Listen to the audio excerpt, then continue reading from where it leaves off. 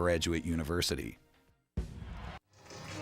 Welcome back, IPFW basketball getting ready to tip off here at the Coliseum. Tommy Schegler along with Bill Hensley. We're moments away from tip-off. The Dons against Marygrove, and we will go over the starting lineups as they are doing so on the floor right now for the Mustangs. It's going to be Anthony Acho, and the offense really runs out of this guy. We will see a lot of him tonight. Emmanuel Billings will be at the 2. At the 3, Marcus Barton.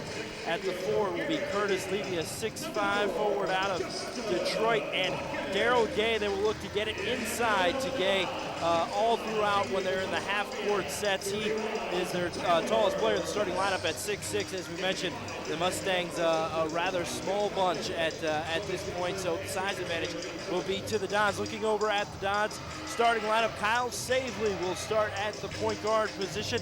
Will also be DeWitt Scott, Jakari Johnson, Justin Hawkins, and Tyler Best. So that is your starting lineup here tonight. We're just moments away from tip-off. The Dons trying to end a 4-game slide, and things that they're going to have to do, Bill, in order to make sure that happens.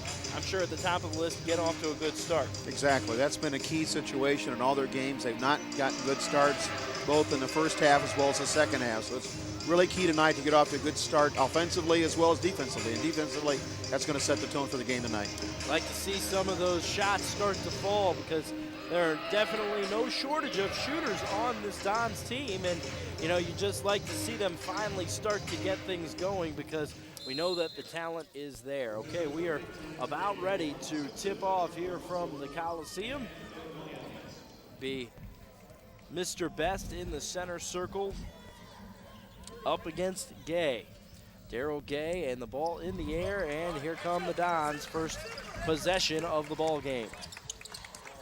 Johnson gets it down low to Best, and a quick foul call down low. That one is going to go against Curtis Levy. So a quick foul as the Dons try to pound it inside and probably get some high percentage buckets here early on to get out to a quick lead and use that size advantage.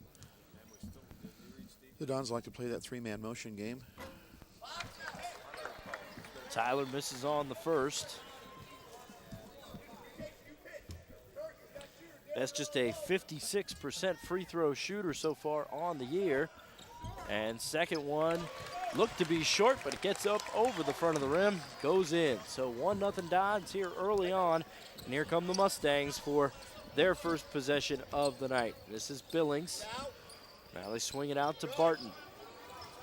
Left side, good pressure by Justin Hawkins applied to Levy. Now this is Acho. We mentioned really the offense going to run out of Anthony Acho tonight. He can shoot the ball. A lot of patience shown by the Mustangs here on this first possession. They settle for a 3 up top. No good, but an offensive rebound. Billings no good, but there to corral the rebound was the Mustangs. So, a lot of patience shown here, waiting for just the perfect moment to trigger a shot here. Kind of a weave being run up top. Barton, and Savely gets a paw on it, knocks it out of bounds. And the shot clock was reset, so they're going to have to get the correction done to the shot clock, because the Mustangs retain possession. Only 9 seconds now on the shot clock, so look for a quick shot here. Barton to inbound the ball. Gets it into Billings, and a quick whistle. Up, we have a shot clock situation again. It got reset on us. All right, so now 8 seconds on the shot clock. Whopping 1 second. Goes by the wayside. This is Billings. Mustang bench counting off. And Acho, an NBA 3, no good. Best fights the rebound. And getting the putback down low, Daryl Gay. So So the Dons give up some offensive boards there on that first possession, play a lot of defense, not a lot to show for it. Hawkins, 3-ball. Won't go. Gay there, the rebound. Here's Levy on the wing, gives off. Now they get it down low to Gay. Immediately double team. Good pass. Gay, an easy bucket off the window.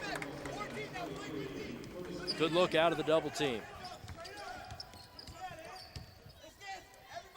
There's Best putting it on the floor. And can't get his shot to go. And early on, once again, Bill, we have some cold shooting by the Dons. Absolutely. Shot selection's not very good at this point in time, and I'm sure Marygrove's strategy is to milk the clock as much as they can. They're doing a great job in the half court being patient. And now they get it down low to Gay. Yet once again, they get a double team, but Acho can't hit on the finger roll. So here come the Dons the other way. Savely, the spark plug, trying to get the Dons into the offense. Best, they're gonna play him straight up. Now some help coming.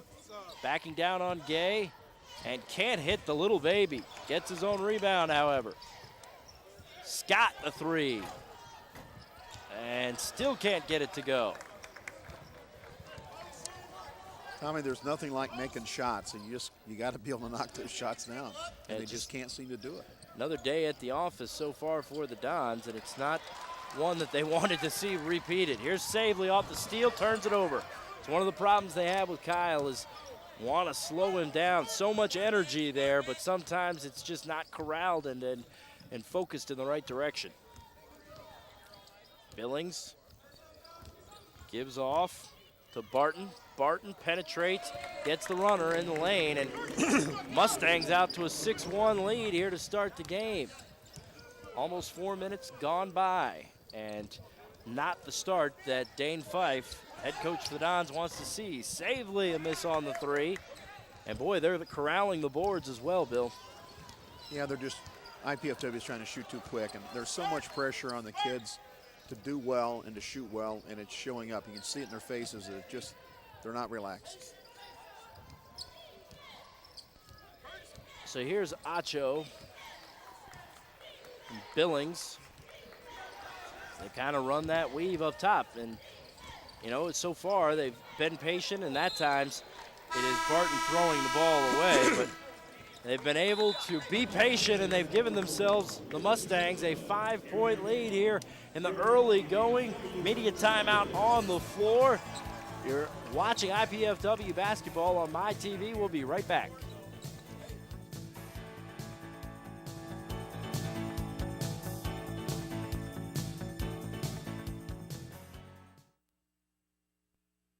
I've gone away to a college where the class size is small. I've gone away to a college with a beautiful campus. I've gone away to a college that cares about diversity. I've gone away to a college where I get to live in my own apartment instead of living in a dorm room. I've gone away to a college that really isn't that far away at all. I go to IPFW. IPFW. I go to IPFW. To find out more about college life at IPFW, go to our website. Indiana University, Purdue University, Fort Wayne. One university, two great names. Diabetes is a killer. After I was diagnosed, I didn't feel sick, so I didn't listen to my doctor. Then it struck. I had a heart attack, then a stroke, and I was only 49. People with diabetes are 2 to 4 times more likely to suffer a stroke than people without diabetes, and many who survive are severely disabled. Don't let diabetes destroy your life. Learn how to reduce your risk of stroke. Call for your free diabetes survival guide. Join head coach Dane Fife on Channel 5 for the Dane Fife Show, featuring highlights and insights on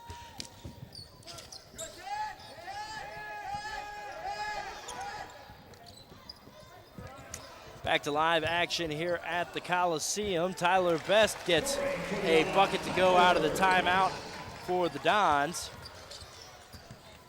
Tommy, where they've seen their best offensive production all year is running their offense through Tyler in the middle. He's a real good passer out of the low post, and they need to be patient and do that. 6-3 your score. Dons down 3 points And this is Gay. Once again sees the double team. This time he throws it away coming out of it. Perkins gives it off. Fresh into the ball game, Chris Perkins.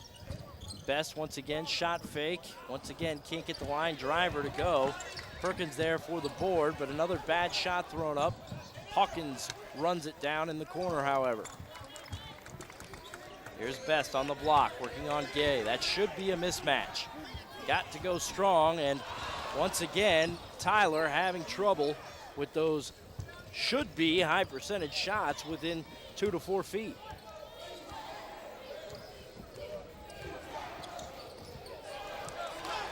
Chris Perkins, the steal, going the other way, lay in for the Dons to pull them to within 1.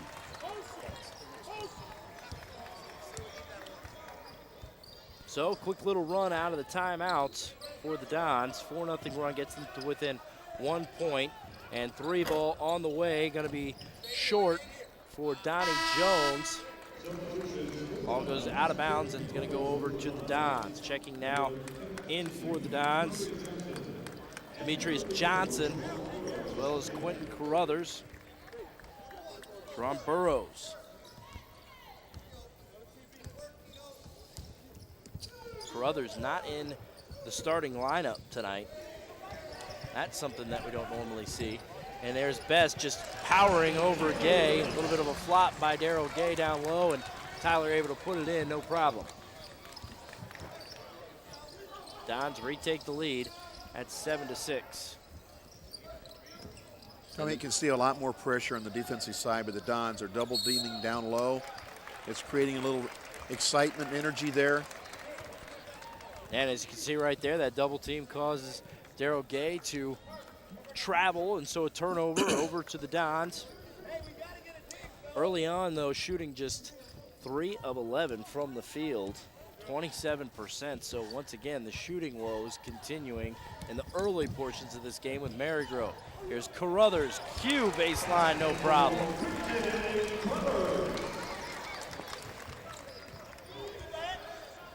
Marcus Barton giving off to Acho. Almost a steal by Carruthers. Barton trying to get around him on the wing. Now to Gerald Binford. Nice pass down to Gay, and a foul called underneath on the Dons. Might have gotten Deron Burrows there.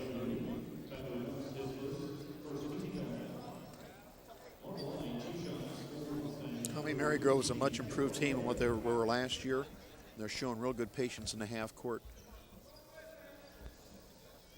So here comes Gay at the line, and first one is good. That foul's trying to look up and see who that foul was called against, and I believe it was Tyler Best. His first. Dons with the 2-point lead. Gay trying to make that a 1-point lead, but he rattles the second one in and out. So here's Carruthers, gives off to Demetrius. Slashing into the lane, and a foul called. 2 shots coming the way for the Dons, called for the foul.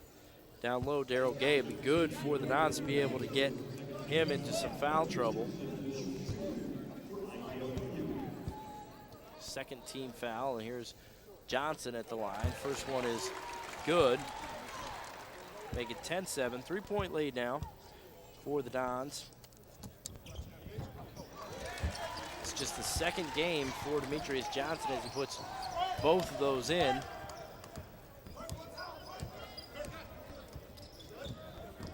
Four-point lead for the Dons. We are almost to the midway point, about the 12-minute mark here in the first half from Memorial Coliseum.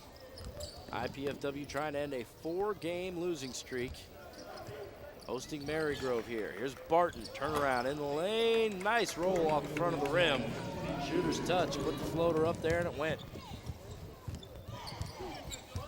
Carruthers barking out the orders, directing traffic, firing from 3, no good.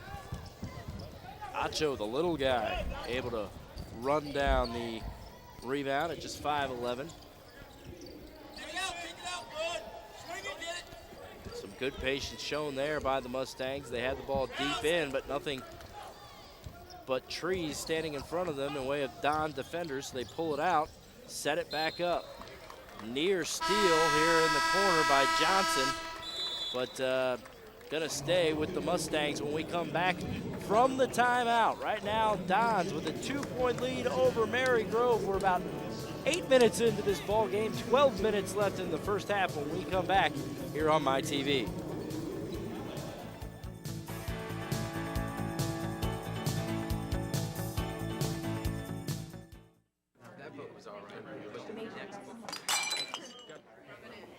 You know, if she continues to spill product at a rate of 3 per hour, unit cost, say 60 cents. Factor in breakage, downtime, lost sales, you're looking at $2,400 a month.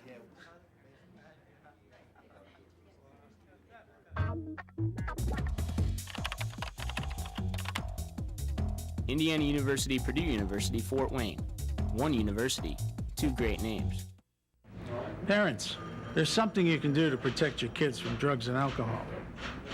Combine ground beef with egg, tomato sauce, breadcrumbs, and spices. Bake in an oven-safe pan at 350 for 50 minutes. Serve hot. This is Jamie Lee Curtis.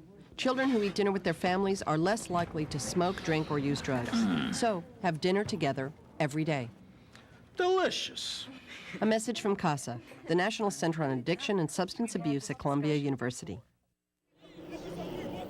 For tickets to IPFW athletic events, call 260-481-6000 or go to IPFW Athletics website at gomastodons.com. Tickets are available for individual events or in packages for men's and women's basketball season. 260-481-6000. All right, we are back here to the Coliseum. Live action, Marygrove and Acho down the lane with the big guys. Almost got it to go, but the Dons come back the other way and almost turn the ball over, but it goes off of a Mustang, so it's going to stay here on this side with the Dons. And Bill, you know, at this point, it's been, you know, somewhat of a slow game, no real runs here, and the Dons have at least gotten back into it after being down a little bit, but you'd like to see here in the next couple minutes to expand this lead a little bit. Tommy, I think when you play a team that's not in a Division I, you somewhat have your mental letdowns, and I think that's what we see right here. They're just not playing with the intensity on both ends of the court. Even though they've got 5 or 6 more shots, they're not shooting well, just the intensity level's not there, and I think you just kind of take your opponent for granted. Perkins connects on the short jumper there to give the Dons a 4-point lead. And now here's the big gun for the Mustangs. Gets the double team, does Gay, and they swing it weak side. Acho burying in the 3. Great rotation by Marygrove. We're at the 11-minute mark. Dons just with a 1-point lead at this point. Here's Quentin Carruthers, and rises, hangs, and bangs. Long 2-pointer for QC. Here's Barton working on Carruthers. They get it down low. Shot blocked by Best. Daryl Gay's shot blocked, and here come the Dons the other way. They like to push off turnovers. Carruthers' foul line jumper goes. You know, that's one of the key points that Coach Fife has been looking for, is how they can score in transition. Where they're shooting woes in the half court is that we need to get out and score in transition. Stephon Calvert into the game for the Mustangs, but instead they pass it to a cutting Marcus Barton, and he came wide open off a screen at the foul line, cut down the lane, and came wide open for an easy bucket. Making this a 3-point game now. Dons up 17-14. We are at the 10-minute mark here in the first half. Carruthers, 3 on the way, no good. Not a lot of second chance opportunities here for the Dons early on. I think by the end of this thing, they're going to dominate the boards, or you'd like to see that anyways. Curtis Levy going to hand off to Calvert.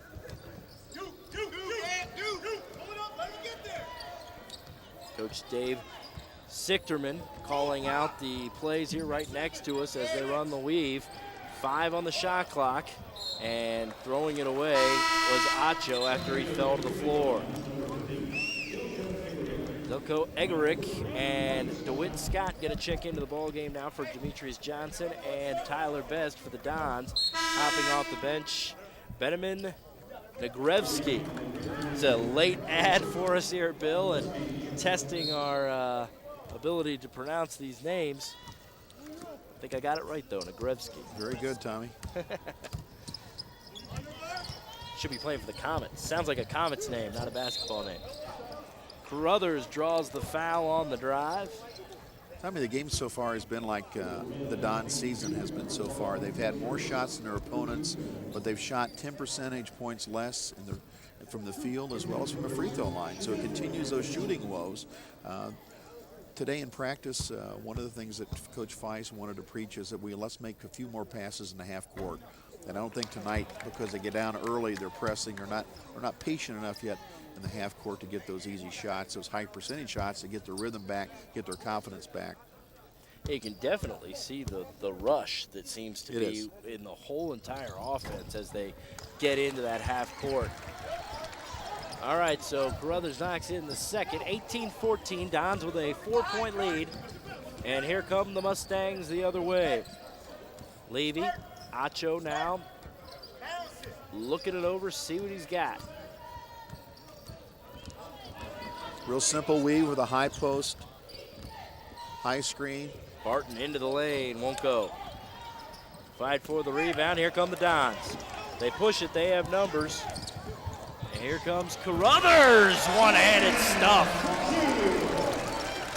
Maybe that will get the Dons going.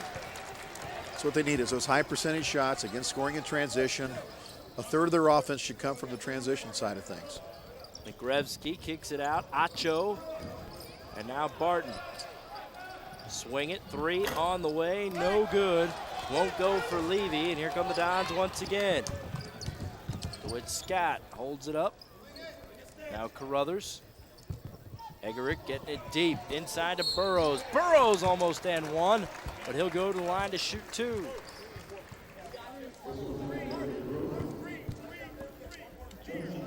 That foul going to be against. That is Curtis Levy, and that's his second. So here is Jerron Burrows at the line for the Dons. They have now gotten out to a 7-point lead with that free throw, and almost wholesale changes here for Dave Sichterman, as three different guys come in and come out. For the Dons, Shakari Johnson and Kyle Savely checking back in. Quentin Carruthers going to take a seat, as well as Hawkins. Dane Fife has to like what he's seen the last few minutes. Some good defense leading to some nice, easy buckets on the other end. And the Dons have built a 7-point lead because of it. Jerron Burrows trying to make it more here with his second free throw attempt. 63% free throw shooter on the year, and he knocks in both. Don's playing a little full court pressure here again. Put the pressure on Marygrove. Acho able to get it in. Kicks it out right side, three ball on the way, won't go for Levy. Here come the Dons once again. Savely quickly up the court, kicks to the corner. Scott, three ball, good! Dons' biggest lead of the night, 25-14. Suddenly they're up 11.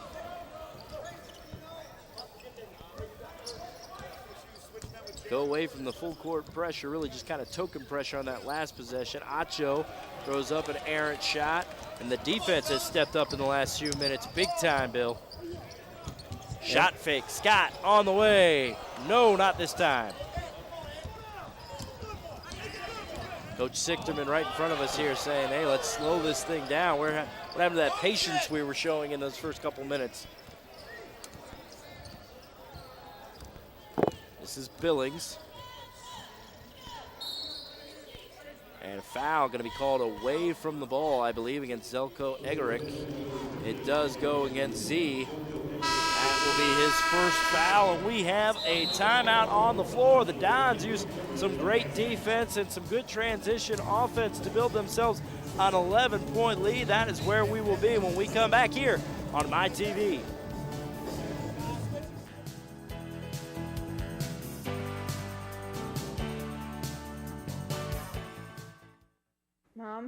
Dad, you know we love kids, and I've made a decision that will totally change my life. Cameron's too. It's a huge responsibility, leading someone into, who knows, communication or science or math. That's what life's all about, right? Learning so you can pass on knowledge to younger minds. Dad, Mom, I want to be a teacher.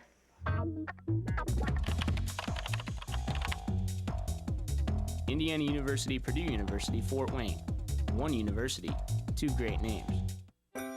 Life is good, but with a master's degree from IPFW, it could be even better. You could land a promotion, earn more money, become a leader in your field. And IPFW makes it easy.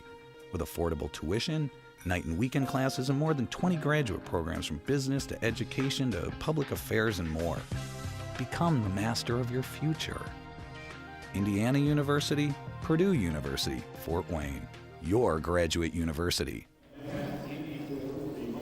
Have you heard about the Royal Dons Club? You can participate in the excitement of Mastodon athletics by joining the Royal Dons Club.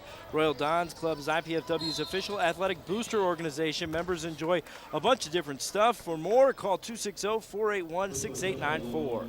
Welcome back here to the Coliseum, I should say. 11-point lead here for the Dons. Have kind of expanded things over the last few minutes. Tommy Schegler along with Bill Hensley as the Dons hosting Marygrove, trying to snap a 4-game losing streak. And this is Anthony Acho at the line. Right as we came back from break, it was Kyle Sabley getting called for a foul. You can see Coach Fife kind of giving some instructions to his point guard. And Acho able to nail in another one. Hey, gotta play D now. And this is the third one on the way and gets all three of them to go. Never like to see a foul on a three-pointer. 25-17. Here's Johnson, three ball, no, won't go. Rebound comes down to the Mustangs. See, those are the kind of impatient things that coaches go crazy with. Got a lead, got a chance to break some things down, get some rhythm going, and you shoot quick. Right. And here's Gay spinning into the lane, gets the deflected rebound back, and now they'll set things back up. Acho on the wing. They want to get it down low to Gay on almost every possession. You can see why the Dons have decided to double him throughout the first half as Sabley checks out of the ball game for Dane Fife and the Dons, and Chris Perkins back in.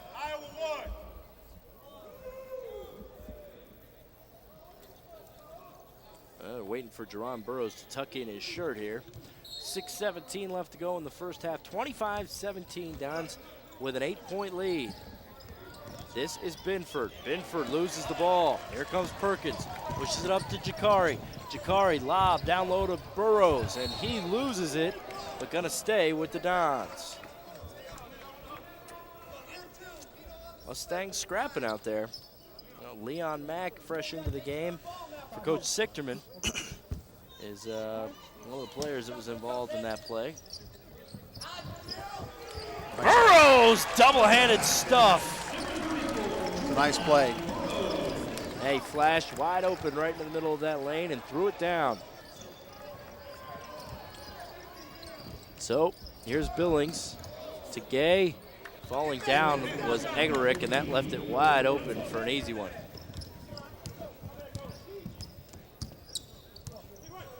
Just doesn't seem like the Dons can, as a quick hand check call, or reach in, I should say, called on Leon Mack. But Bill, just doesn't seem like the Dons have been able so far this year to string a bunch of positive things together. You know, they get the dunk on one end, but then they fall on the defensive end and give up an easy layup. Yeah. And Coach Fife today in the shoot-around said that, you know, his team's very fragile right now. They've worked hard all summer.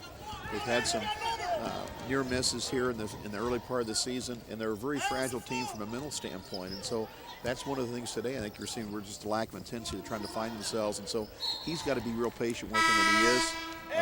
Kind of get their confidence back and get them playing hard and playing together. And once they get to shooting the basketball, and they will, those things will all come together. Coming out of the ball game, Jakari Johnson, Quentin Carruthers back in for the Dons. Look at it, Leon. Here it comes. Here's Billings. Over to Mack. Mack driving on Scott. Cut off effectively. Good defense by DeWitt. And now a steal. It pays off. So here's Perkins. Other side of QC. Back to Scott. And three won't go. See, there again, we're relying on one pass and a shot. They could easily gone inside, had two double-low posts.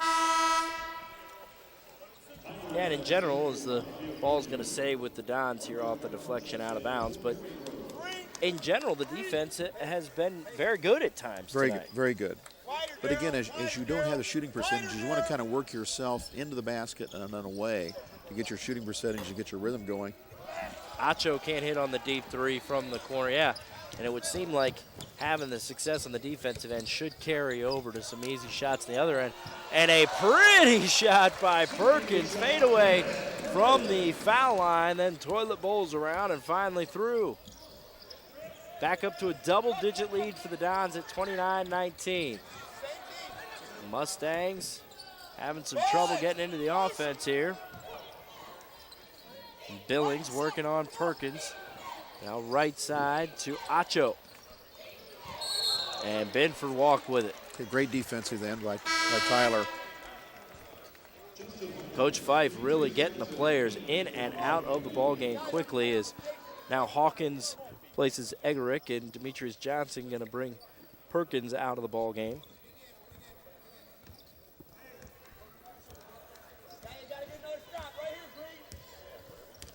So here's Johnson bringing the ball up the floor for the Dons.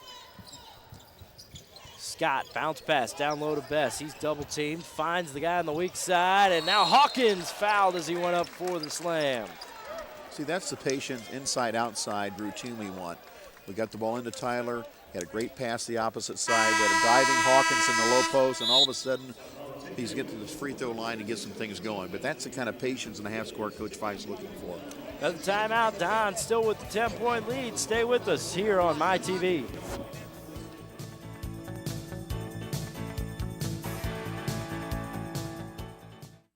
Do you have everything you need? Paper, pencils?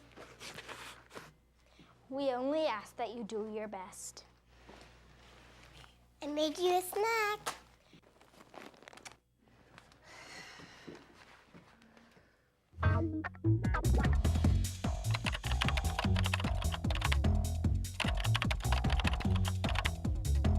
Indiana University, Purdue University, Fort Wayne.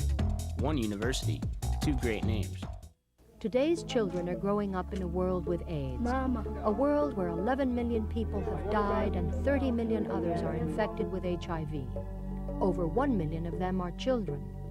AIDS increases poverty and endangers the well-being of children. Some become orphans, others die. By preventing infection today, we can protect our children tomorrow. The World Bank and its partners, fighting AIDS together. Wondering where the latest Mastodon scores and stats are? Well, they're on the World Wide Web at GoMastodons.com. Go check it out. We got players, programs, official Mastodon athletic website, GoMastodons.com. And welcome back here to the Coliseum. Justin Hawkins on the line. Hits his first free throw, foul just before our timeout on the floor. Some good ball movement, you were saying before we went to a break, Bill, and that is the kind of offense that Coach Fife is looking for on a more consistent basis here from these Dons. Exactly. And even though obviously physically there's a major difference between the Dons and Marygrove, they're still looking, Dane's trying to get a lot of things accomplished tonight, get the rhythm back shooting-wise, get some confidence going. Nice athletic play by Quentin Carruthers. It may not have been an alley-oop dunk, but that's about as pretty as you're going to see a player snatch it out of the air and still get it to go off a bad pass. But in the last 6 minutes, you've seen the real intensity level pick up in the half court. We've scored in transition. We've been patient in the half court, and suddenly that rhythm's starting to come. Billings, Gay underneath, shot blocked, but got some body, did Justin Hawkins. It's going to be Hawks' first foul. Dons have done a pretty good job at staying out of foul trouble, something they struggled with early on in the season. Now it's only the fifth team foul on the Dons at this point. Here is Gay at the line, and he can't get the first one to go. Don's biggest lead of the night as we take a look at Quentin Carruthers on the other end. Woo, doesn't get any prettier than that. Both free throws missed by Daryl Gay. Here come the Dons the other way. Quentin Carruthers, showtime! Again, scoring in transition. They've got a third of their points tonight in transition. That, again, allows them to get a higher percentage shot, gets them some rhythm going and scoring in a different manner than just your half-court offense. Suddenly, Don's up 15. Here's Binford to the foul line. Fresh into the game for the first time here tonight, Donnie Jones. Gives it off to Barton. Here's Barton again in the corner, 6 on the shot clock. Time winding down, got to do something with it. Billings gonna have to throw up a ridiculous running three-pointer, and ball gonna go out on the Dons. So the Mustangs will get a fresh shot clock and a new possession after all of that. Force up, just able to force the Mustangs into just a terrible shot, but not rewarded for it as they couldn't corral the board. Well, Marygrove started off shooting over 50%. In the last 10 minutes, you know, they've dropped that down to 35%, but good Don defense, good pressure. There again, there's a mistake. And here's Demetrius Johnson spinning the other way. Can't get it to go. Medium range jumper will, however. Dons having their way right now. They've hit that run. And up to, you know, high 40s shooting percentage after being in the high 20s just about maybe 8-9 minutes ago, as you were saying, Bill. I mean, it's gone way up while the Mustangs has gone in the other direction. Well, that's the real positives from this half. You're holding them at 19 points here, 20 shots. You've got 30 shots. Here's Hawkins in front of everybody. Scott, 3 on the way, good. Don's up by 20. Timeout. Coach Sichterman wants to call a timeout and talk things over. It's going to be a full one. We will take it with them. Don's a 20-point lead here in the Coliseum. Actually, we're going to keep it here and talk a little bit more about this run. Bill, last few minutes, the exact things that we were talking about the Dons really needed to see happen tonight started to happen. Demetrius Johnson can't get the layup to go, but then stays with it and hits the medium range jumper. Just one of several possessions here recently for the Dons that they can smile about. Yeah, and it started with their defense. Their defense intensity really has picked up in the last 5 or 6 minutes. And with that, then, they've gotten some easy transition buckets where about a third of their points now are coming from transition. And they've been patient in the last rotation that's been in the game in their half-court offense. So those three things together, then, has allowed them to their field goal percentage go from below 30% the first few minutes of the game now to almost 50%, and still holding a team under 19 points, which is very good for the half. So. Yeah, solid defense put out by the Dons. And, you know, we mentioned that there's obviously a big physical difference here between IPFW and Marygrove, but nonetheless, these are the type of things, especially when you've lost 4 games in a row, that you need to just get out against another team and be able to do to get that confidence level back up. And intensity, you bet. Acho here coming out of the timeout. Mustangs desperately need a bucket, and the Dons trapping here out of the timeout. Acho in the corner, working against the much bigger Tyler Best. Rainbow can't go. Johnson up the floor, holds it up. Directing traffic. They want to get it down low to Tyler. Tyler working on Gay. Johnson cuts through. Now he finds it. Great pass, wide Tyler. open. Yeah, that was good. See, that's where you run your half-court offense through Tyler. He's going to find the open man either opposite the basketball or running through him. Yeah, as big men go, great touch, good vision. And another bad shot thrown up, and really Best altering that shot as well. Scott in transition, he's dangerous. Another 3, Dons continue to build upon the lead. 30 seconds left to go in the half. Now up 25 points. Here's Gay. Acho up top. Mustangs really need a basket here before halftime. Try to get some kind of momentum going into the locker room. 12 on the shot clock, 13 on the game. Steal by the Dons. 8 on the game clock. Hawkins, actually Scott, 3 partially blocked and a foul called on Donnie Jones. And with 2.8 to go in the half, DeWitt Scott is going to go to the line to shoot 3.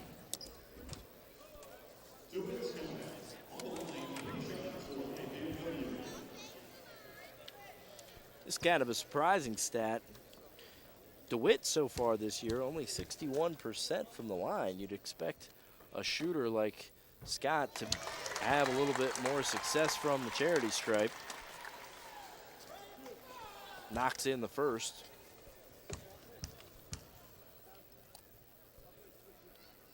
And the second, good as well. Dons up 27 points here.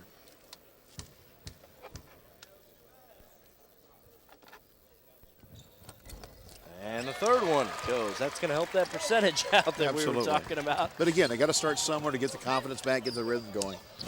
And another great defensive play. Hawkins into the stands on the last play, leaving it all hang out, and the Dons faithful up in the arena likes what they see. Standing ovation for the Dons as they head to the locker room at halftime, up 47-19 on Marygrove. We're going to take a break, come back, we'll talk about the stats, figure out how we got to this point, all that when we return here on My TV. You want to interview Tom at halftime? I guess unlike most kids, I work hard, I go to class, and I want a degree that's going to mean something. I had offers from other universities, but I wanted the best out of my college choice. I wanted a great education and the campus life to go with it.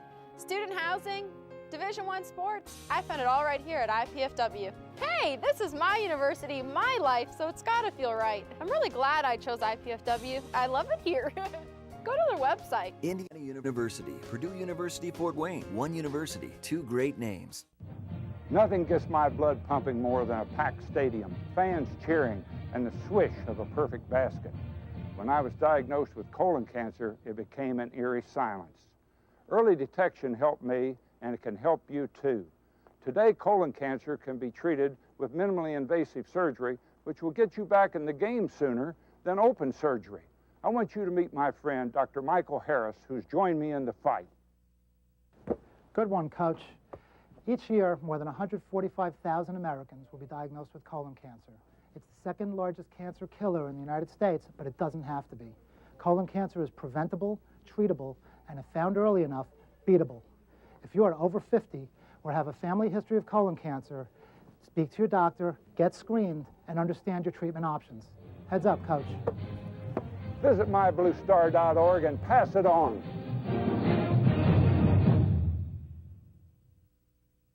Salam. Jam. Salam. Ewa. Rita. Apa? Mir. Shanti. Yep, Changyok. We all want the same thing. Peace. And Rotary clubs Sola. are making it happen. Lucky.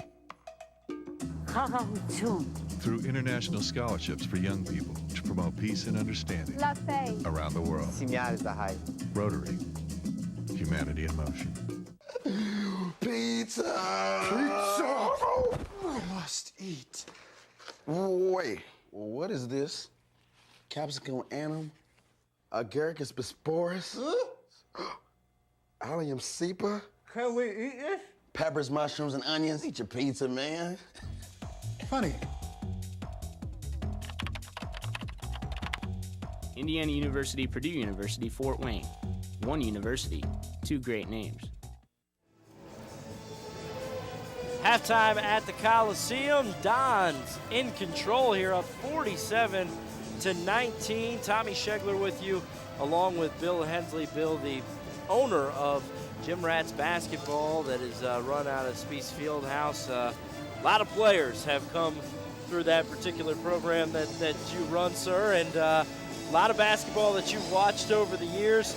An impressive first half here by the Dons. We'll talk a little bit about the stats, but we also have some highlights here from the first half that we'll go over with you, kind of recap the first half and see how we arrived to this point. And, you know, Bill, this was something that we kind of got off to a slow start at IPFW with some cold shooting early on. Tyler Best, though, then starts to have his way, and the defense does the job. No question. The last 10 minutes of the game, it turned it around. And that's the intensity Dane was looking at. Sometimes when you have an inferior opponent like this, you can really take them for granted. And I think that's what happened early. You could see it in the expressions and the attitude of the players early from the Dons. They just weren't excited about being here. But that last 10 minutes of the half, they really picked up that intensity. You know, a lot of times when you find a game like this, it's so lopsided, you can get real sloppy. But from a turnover standpoint, Marygrove only had 11, but IPFW only had 1 turnover. And so we had a really well-played game, even though the score was somewhat lopsided. Hey, you can see Quentin Carruthers having his way with things. And here we go, baseline move, the flush. And we saw a couple of highlights there from Tyler Best as well. You know, the offense kind of running out of those two, and those are your senior leaders, and that's what they've been talking about throughout the course of the last couple of weeks. These guys felt like they needed to be the ones to step things up and lead this team, and the senior leaders on this team were definitely getting down on themselves and feeling like they weren't getting the job done, as you see Tyler there with the nice pass to Demetrius Johnson, and it seems like so far tonight at least, they're getting the job done.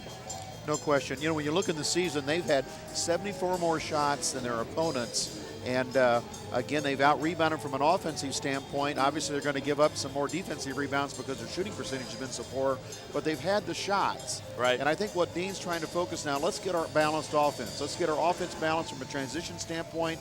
Let's get our half-court offense going. Let's get to the free throw line, and let's have our shot selection be very, very good. Let's not rely on the three-point shot unless it's a good three-point shot with a lot of ball reversal. And so he's trying to build that confidence now. Hey, fellas, we've got all the components we had when we started the season. We thought we could win 20 games this year. We still think we can win 15.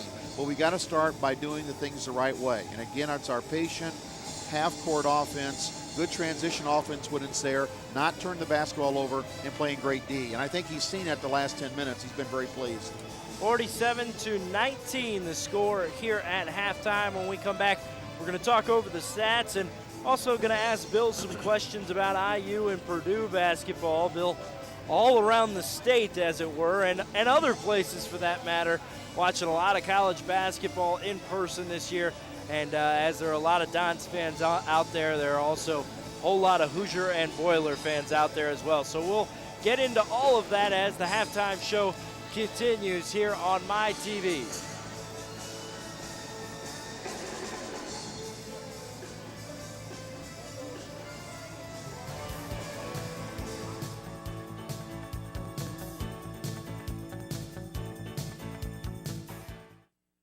I've gone away to a college where the class size is small. I've gone away to a college with a beautiful campus. I've gone away to a college that cares about diversity. I've gone away to a college where I get to live in my own apartment instead of living in a dorm room. I've gone away to a college that really isn't that far away at all. I go to IPFW. IPFW. I go to IPFW. To find out more about college life at IPFW, go to our website.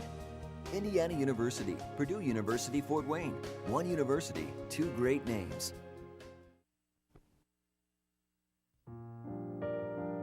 Living with diabetes is the pits. When I wake up, the first thing I have to do is check my blood sugar. I just want to feel like all the other kids without pricking my fingers or injecting myself with insulin. Diabetes is rough on my whole family.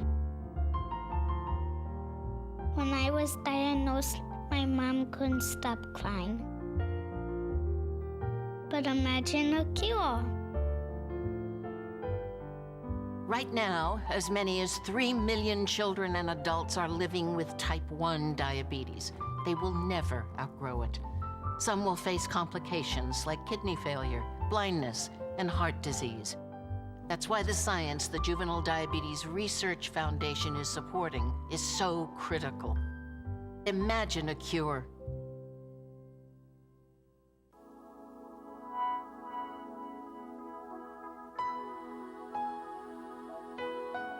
While progress should never come to a halt, There are many places it should never come to at all. So we work locally with communities, businesses, and people like you to save precious places around the world, forever. I'm Paul Newman. Help the Nature Conservancy save the last great places. Are you in there?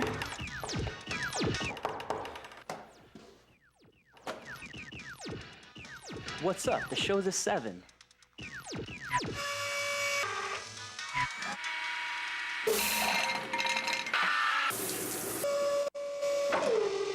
Whoa.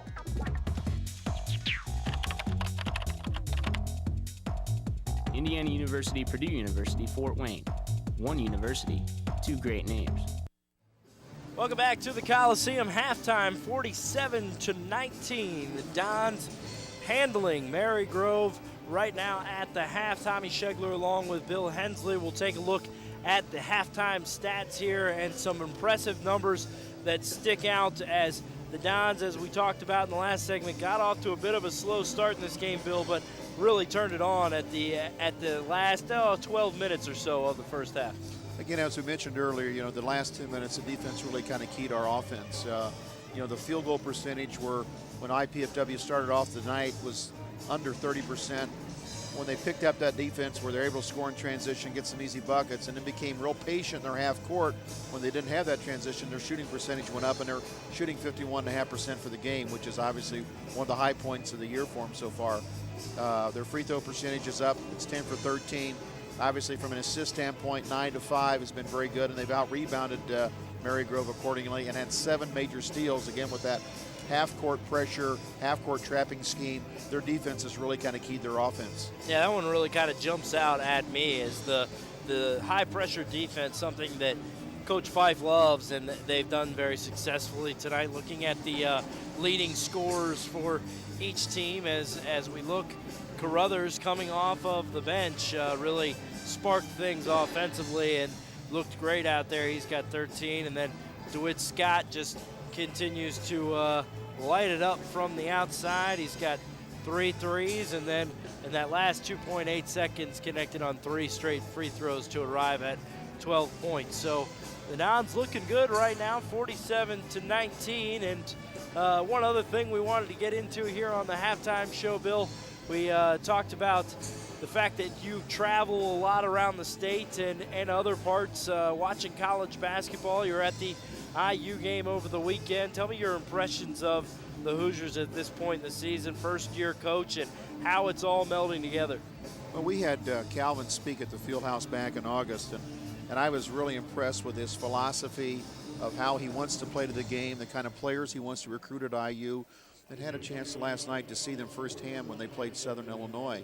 And from both teams' perspective, I've never seen that kind of tenacious defense like I saw last night for both teams. It was a great defensive basketball game, and obviously IU had more horses at the end.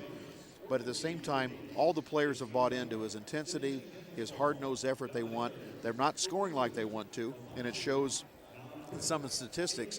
But when they play that kind of hard, tenacious defense, they're going to be a very competitive team.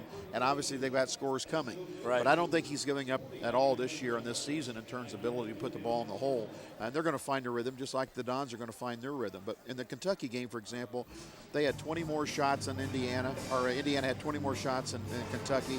They out-rebounded them offensively from the offensive rebound standpoint, but they just couldn't put the ball in the hole. So I think from a standpoint, when they get their rhythm, they get their confidence as well. They're playing such great defense, they're going to win a lot of games that way. Yeah, Coach Sampson known for that D, and he has brought it from Oklahoma to Bloomington. Real quick, we don't have much time left here, but let's talk Purdue. Matt Painter doing a fantastic job. Outstanding. We had a chance to go to Maui and watch the Maui Invitational, and I think Purdue grew up then.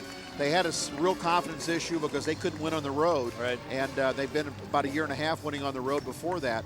But they went out there and played a really good game against Georgia Tech. Actually was leading that game with 3 minutes to go in the first half.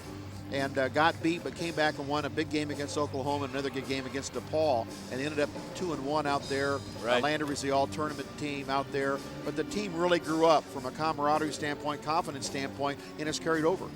A lot of places to go for Matt Painter and the Boilers as the season goes on. We're going to take our last break of the halftime show, and we will be back with the second half from the Coliseum. Dons up 47-19.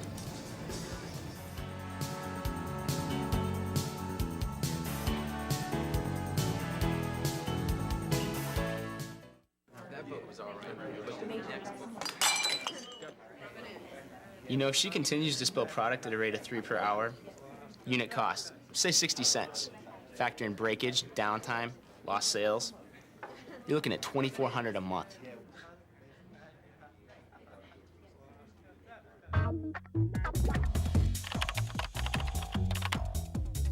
Indiana University, Purdue University, Fort Wayne.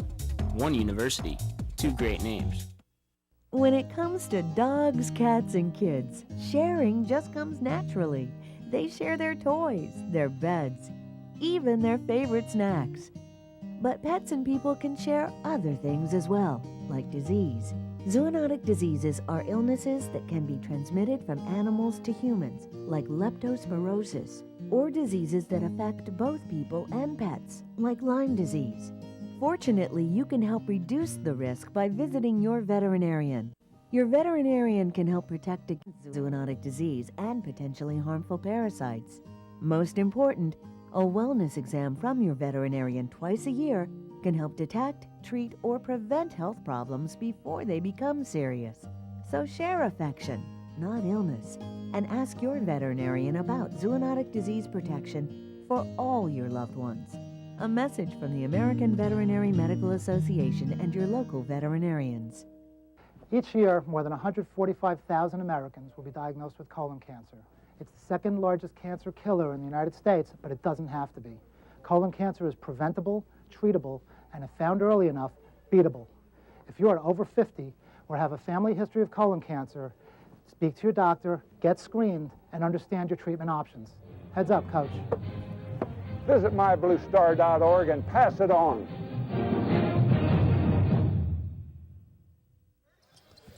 Second half underway here at the Coliseum, 47-19. The halftime score, as you can see, this is the first possession of the second half, and the Mustangs trying to get something going. Billings gets it down low and get it back up top.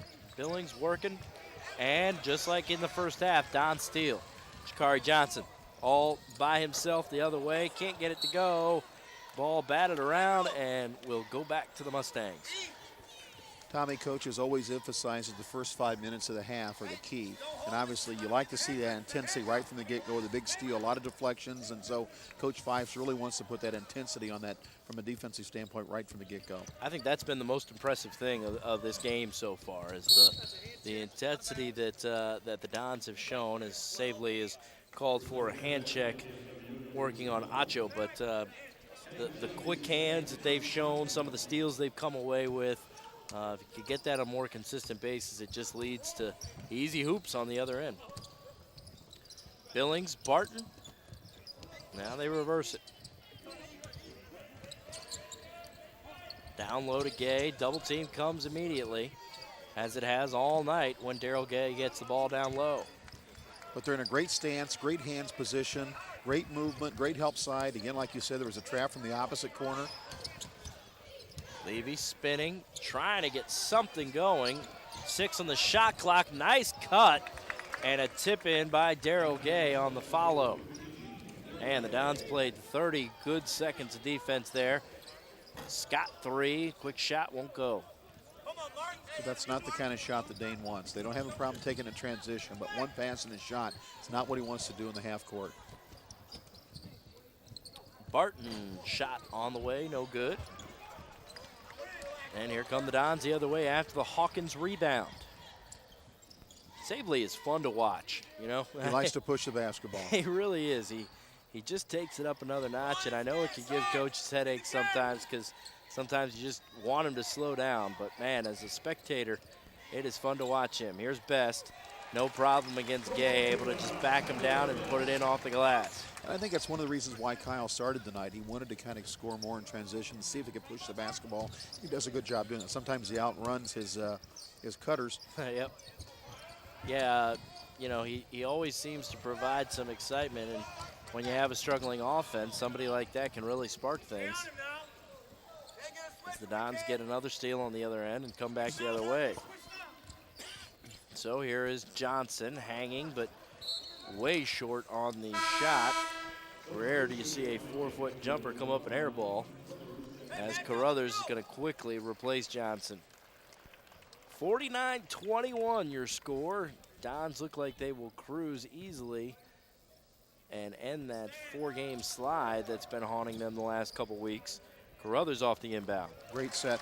See, I think that's one of the reasons why Dane brought Q off the bench tonight, trying to get his rhythm. He was 6 for 8 in the first half, and again, trying to get, he's an integral part of this offense. If he can get his confidence going, coming in, kind of watch the flow of the game to start with, and then bring him in, and he's relaxed.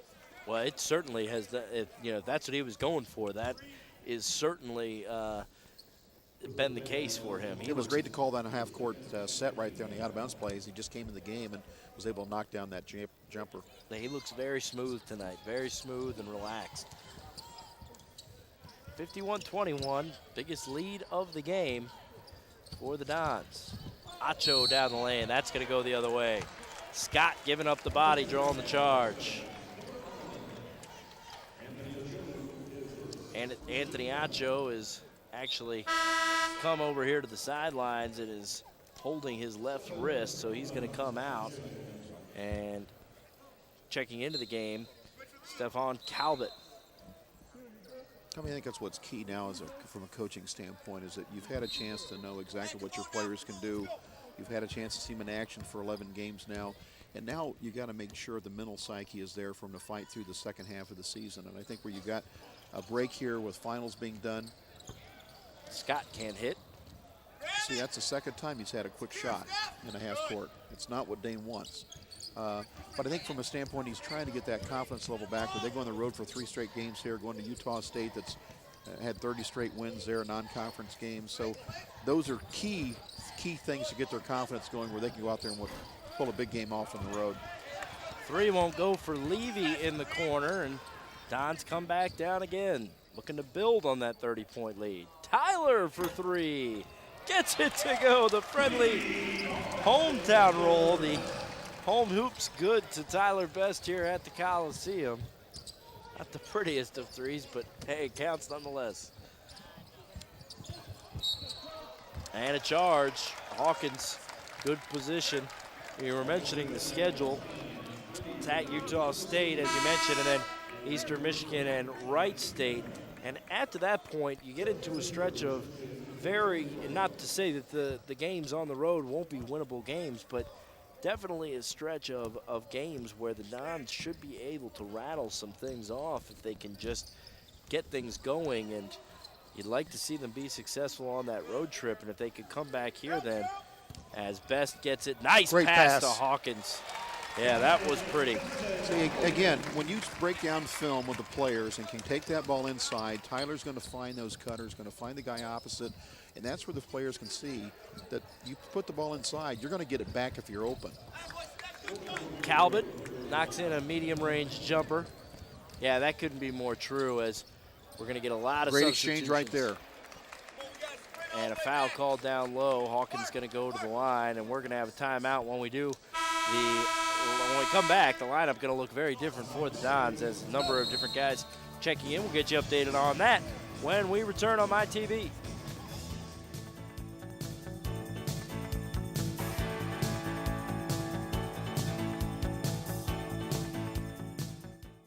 Mom, Dad, you know we love kids, and I've made a decision that will totally change my life. Cameron's too. It's a huge responsibility, leading someone into, who knows, communication or science or math.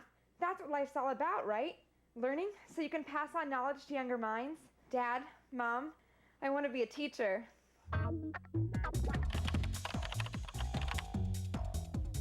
Indiana University, Purdue University, Fort Wayne. One university, 2 great names. Life is good, but with a master's degree from IPFW, it could be even better. You could land a promotion, earn more money, become a leader in your field. And IPFW makes it easy, with affordable tuition, night and weekend classes, and more than 20 graduate programs from business to education to public affairs and more. Become the master of your future. Indiana University, Purdue University, Fort Wayne, your graduate university. This is Tyler Best at his best, feeding an open man. Just 2 possessions ago, Justin Hawkins, pretty lay-in on the other side, and that is the Dons offense at its best right there, Bill Hensley, as they are looking good tonight, up 56-23. You know, and I guess I'm a kind of a glass half full guy versus a glass half empty. And when I look at the schedule that IPFW has played, with Notre Dame on the schedule, who's played extremely well in the preseason, when you look at Michigan State, who's played real well before they've had some injury bugs, when you look at Air Force, who's been ranked at some point in time, a very, very good, solid team. Indiana State, who beats Butler, who had an RPI of #1 in the country up until they got beat then. We've got a very, very tough schedule we've played. And a lot of those were guarantee games. Obviously, there's a lot of money helps the athletic program here. But again, that's the key element of making sure the kids don't get down and don't lose their confidence, because they've had a tough schedule. They've not shot well, but they could have played with every one of these teams. Right. You know, and a lot of those scheduling things, you know, it's such a key year for the program as a foul is called on Zelko Egerick off the double team, but such a key year for the program leading into the mid-con next year. You know, you want these guys to come out of this year with their heads held high and feeling confident about the direction the team's going into such a key year next year of your first year in a conference. Well, and as you said earlier, that's the seniors. You know, Hawk and Q and Tyler, that's what they want to do. They want to build a foundation here. And I think you build a great program with a great foundation. You got to have a foundation that's going to withstand the good times and the bad times. And that's what they want to leave here on that legacy. And they got a chance, again, like I said, I think they can win 15 games this year. And that's the pride they want to leave here with from a senior leadership standpoint.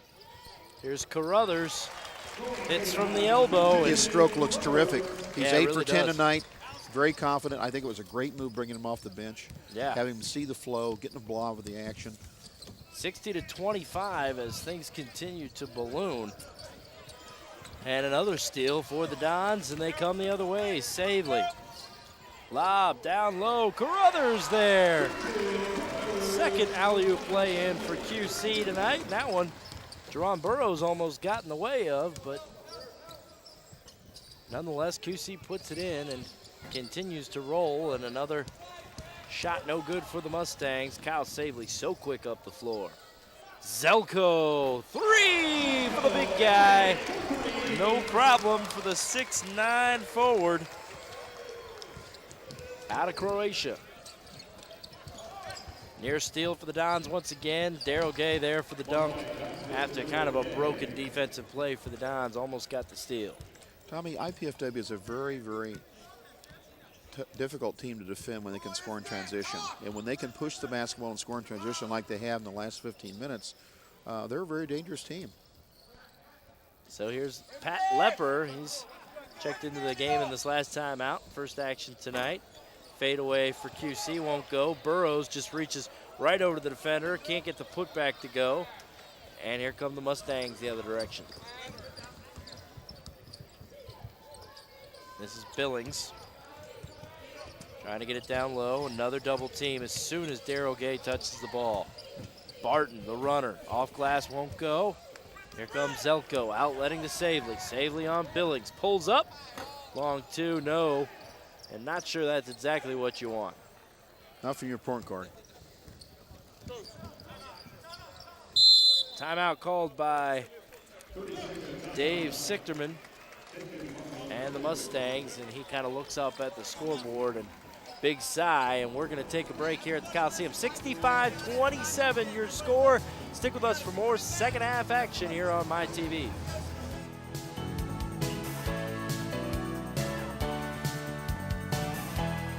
Do you have everything you need? Paper, pencils? We only ask that you do your best. And make you a snack.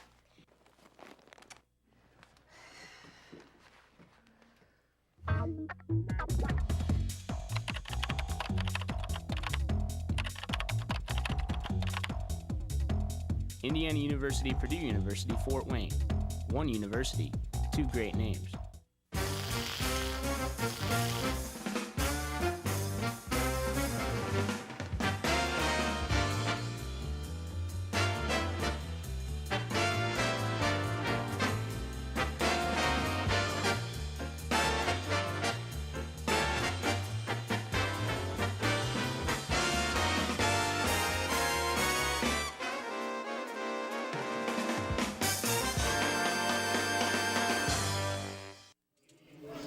Welcome back to the Coliseum. Coming out of a timeout, the Dons with a 65-27 lead here over Marygrove in the Coliseum on their way to ending that 4-game losing streak. Tommy Schegler with you along with Bill Hensley, and we have watched the Dons kind of get out of their shooting woes somewhat, mostly due to great defense on one end, leading to great transition baskets on the other. This is Calvert dropping in a 3 for the Mustangs. Cuts it to 35 points at this point. Demetrius Johnson can't hit from the foul line. We're at the 12-minute mark. Calvert. Oh, block called. Calvert kind of coming out of control under the basket. This is a critical part of the game for IPFW, even though they got a big lead. They've only still had 1 turnover for the game. Coach doesn't want to have any sloppy play. He wants to have some reserves he's brought in to kind of continue the momentum so they can sustain things from an offensive standpoint as well as a defensive standpoint. I think that's kind of the measuring stick he's looking. Can we sustain what we've been doing? And obviously from the turnovers perspective, they've done that. But they can't lose their intensity. Well, we're going to take another timeout as we have a timeout on the floor. We'll be back. More IPFW basketball action coming your way on MyTV.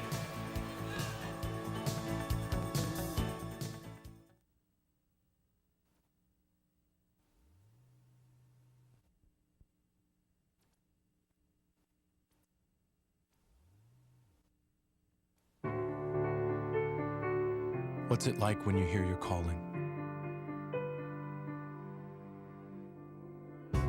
Will you remember where you were? Will you ignore it? Or will you listen?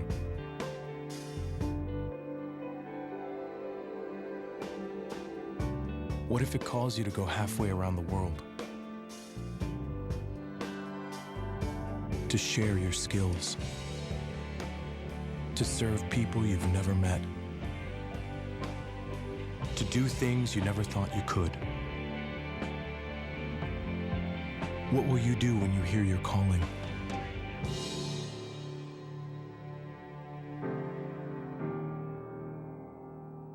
Peace Corps, life is calling.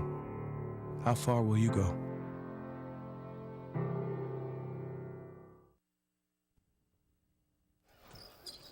Welcome back to the Coliseum.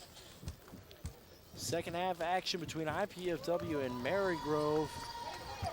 And hitting both of his free throws coming out of the timeout, Stephon Calvert for the Mustangs. Makes it 65-32. And this is Pat Lepper. Lepper, a shooter on the weak side, can't get it to go. Long reach of Burrows, good enough for an offensive board. Zone showed by the Mustangs here, and an air ball is thrown up by Lepper, but Burrows there. Yeah, we could write it down as an assist.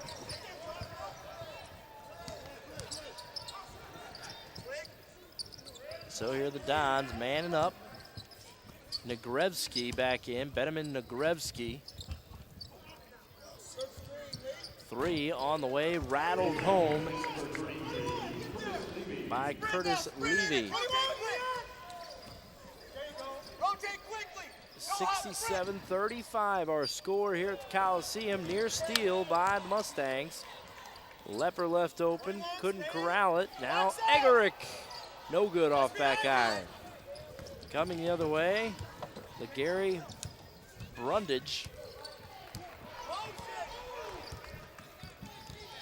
Brundage into the game for the first time tonight. This is Levy, and now he gives it back to Brundage. Working on Demetrius Johnson. Calvert, 3, won't go. Long rebound, gonna come out to the Mustangs. Stolen away by Perkins, and a foul gonna be called on Levy. And Tommy, this is the point in the game whereby Coach still wants to be working on a few things, where Marygrove switched up their defense, going from man-to-man to a 2-3 zone, doing a little trapping out of that zone F defense as well. He's wanting to make sure the guys are on the floor, are making the right reads, being patient, breaking things down, and not trying to shoot too quick with this kind of lead. Yeah, always coaching. You know, Always. It never always. ends. You've always got to keep setting little benchmarks, even though you might have big leagues. Benchmarks we can get better on. Pat Lepper drops in the 3. And down low and putting it in is Levy, as they answer quickly to the Mustangs. First points in that last possession for the Leper. He tries to build on that here. No good, though, from the wing. See, we're not having ball reversal. We're not going inside, outside against the zone. The first half, we gave up 19 points. They've already got 37 here in the second half. So, again, our defense is not what it was in the first half. Long rebound, Burrows. A little bit of indecision in the air turned into a traveling call. But this is a kind of 2 or 3 minute span. Even as a coach, you want to try to eliminate because you can learn from it. Well, a lot of different guys have played here for the Dons so far tonight. You're looking at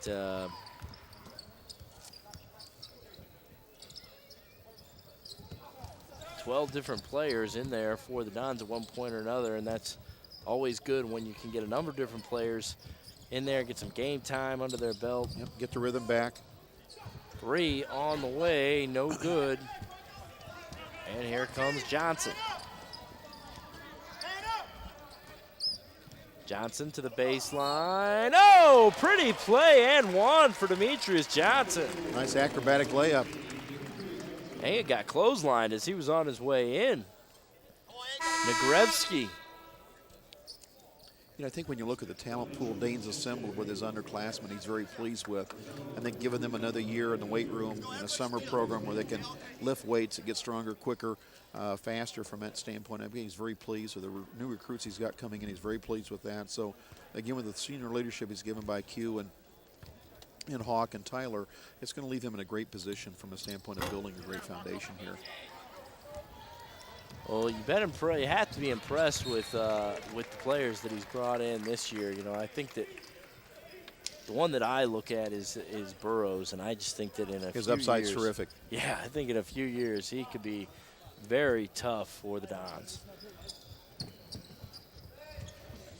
And I think the difference between IPFW going in the new conference is one of going to be his strength. I think that's one of the real points of emphasis they got to have this summer. How can we improve our strength and conditioning? Greg Oden and Mike Conley played for me, and they went over to summer school this year. Mike Conley went in at 162, 6'3". By the time school started, he was at 6'3", 188, 0% body fat. Greg went in at 255. He's now at 285, 5% body fat. So strength and conditioning is the key to making the difference between if you want to move up in the league or not. Pat Lepper drops in another 3. We've heard that he can shoot, and showing that off tonight. Score now 75-37. We're 8:25 left to play here in what has been a one-sided affair for at least the last 22 minutes or so in favor of the Dons. You got that new player you'd added here just into the game. You want to try to? The Nagrevsky? There you go. Very good. Benjamin Nagrevsky. Also plays goal for the Chicago Blackhawks. All right, timeout on the floor. 75-37. We're going to stay here through this timeout. Let's take a look at some of these scoring numbers. You have Carruthers topping the list for the Dons with 19. 2 others in double figures, DeWitt Scott and Tyler Best, and those are the guys that you want to see at the top of the list when it comes to scoring. No question. And another key stat is the turnover situation. You know, when you look at 2 turnovers for a game that's lopsided like this, again, it's the sloppiness is about in there from IPFW. So I think Coach Fife is real pleased with that.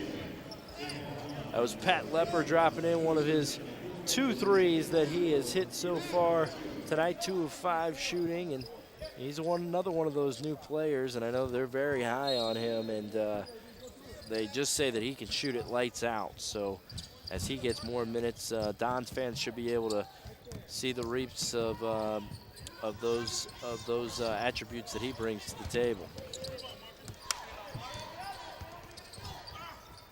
Defense still playing pretty tight are the Dons, and as you were saying, not as tight as in the first half, but you got pretty much a whole new group of guys in there right now out there on the floor for Coach Fife.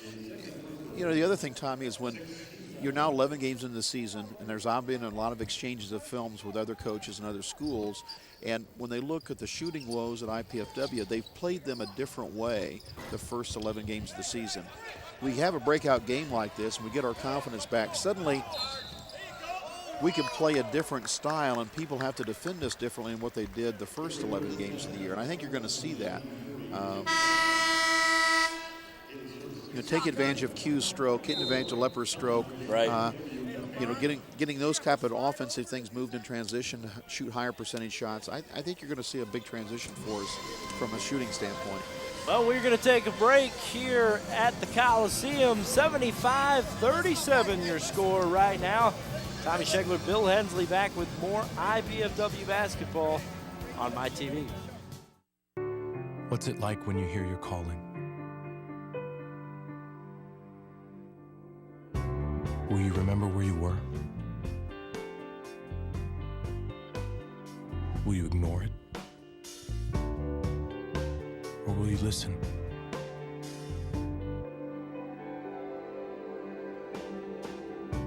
What if it calls you to go halfway around the world? To share your skills?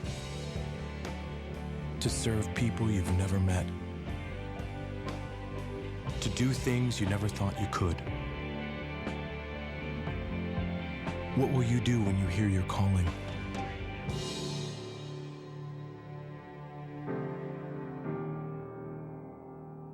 Peace Corps, life is calling. How far will you go?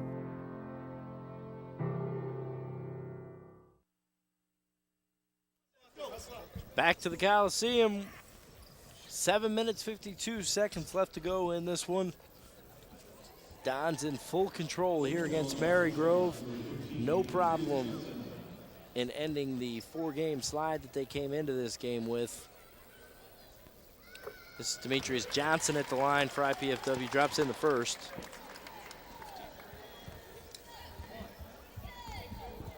And second one. Eyed and on the way. Good. Seen some good flashes from Johnson tonight, too. He was hurt early in the year, and I think he's gotten over those injuries. He's back getting in shape and, again, making a great run for the second half of the year. Perkins comes away with the steal, gets on the floor, gives off to Leper. Leper cut off. Back to Perkins. He can't hit on the jumper, follows the shot. And here's Johnson. Bang. Good effort by Chris Perkins. I really like his game. I think he can really be a good player for us. Ooh. Eggerick almost with the steal right here in front of us. 7 minutes left to go in this one. Don's next game comes in 3 days at Utah State. Talked a little bit about that earlier, Bill, and that's a tough place to go and play. And riding a 30-game non-conference win streak out there. So this is the type of game you want to have right before you make a trip like that. Exactly. Almost walking, but not quite, is Jones. And big swat inside by Johnson. Fight for the ball. Eggerick finally coming down with it. And we're going to walk down to the other end, shoot some free throws after a foul. Donnie Jones called for the foul, his second. Puts the Dons in the bonus.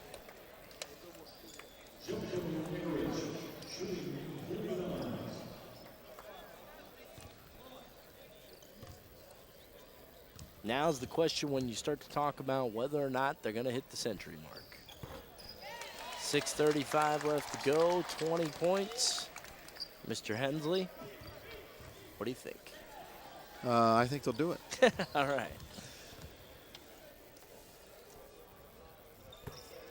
All right, Zelko knocks in both, so 19 points left to go to see if we can crack the 100-point mark. Chris Perkins on Acho. Oh, reach-in foul on Zelko, and that's going to put the Mustangs into the bonus. And Coach Fife trying to teach him how to do the picking of the pocket. This is how you do it, son.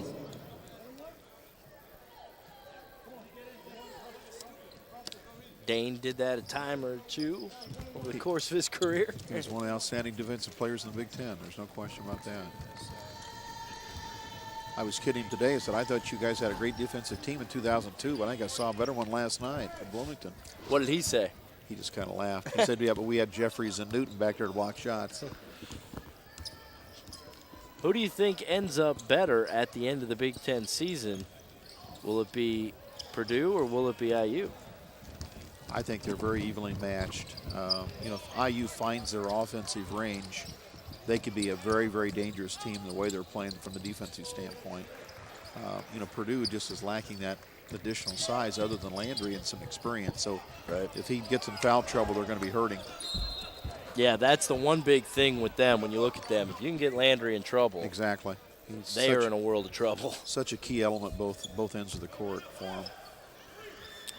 Chris Kramer from Huntington's playing really well right now, and they're getting their young guys to get some real good confidence. So we at Indiana's News Center going to be taping new Reporters, one of the many shows that we offer on the networks of Indiana's News Center. It's a sports version of the Reporters coming your way here in the next few weeks. We will be doing college basketball, and we are preparing to get that together as we speak, really. And we're going to talk IU, we're going to talk Purdue, Notre Dame, little IPFW. We will cover it all on the next Reporters, so make sure that you continue to look out for that here in the next few weeks from Indiana's News Center.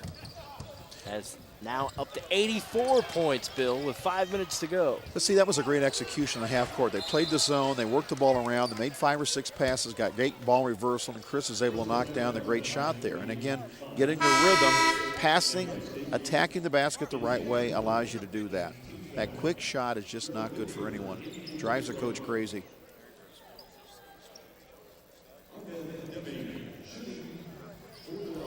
Ademi now at the line. Armand Ademi doesn't seem a lot of time. Sophomore, 6'9", Kosovo. One of 2 big men that come from overseas. Of course, Egeric also, he's from Croatia. Both sophomores, both big fellas too. Demi's got some real power to him. He is a well-built individual, and I mean, they keep putting on some pounds. He's just a sophomore. Exactly. By the time he's a senior, he is going to be one big fella. Again, I think the foundation Dane is laying here is just terrific in terms of players, structure, system. Yep. No, and I believe wholeheartedly that as we start to see kind of the transition into conference play from what we've been in kind of a state of limbo for the last several years. Recruiting's going to go up. Oh, the recruiting's going to go up, and another thing that's going to happen here is that Fort Wayne has proven time and time again that they want to come out and see good basketball and sports. Period. It's a great sports town, but I do believe that when the transition is made into the Mid-Con, that this will become one of the hotter tickets in town rather rapidly. No question. This is a great venue right here. It's a great place to watch a game. Like you said, Fort Wayne as a community really supports it. Everybody wants a winner, but I think they see the pieces that Dane's assimilating here from a foundation standpoint. It's going to propel them for the next few years. I know the 3 new recruits they've gotten in so far are just outstanding players that complement the returning guys he's going to have back. Again, they can spend a great summer in the weight room to get stronger. That's going to be kind of the difference that they can make in the league next year. 4:28 left to go. Score 86-38. And Ademi inside gets it to go.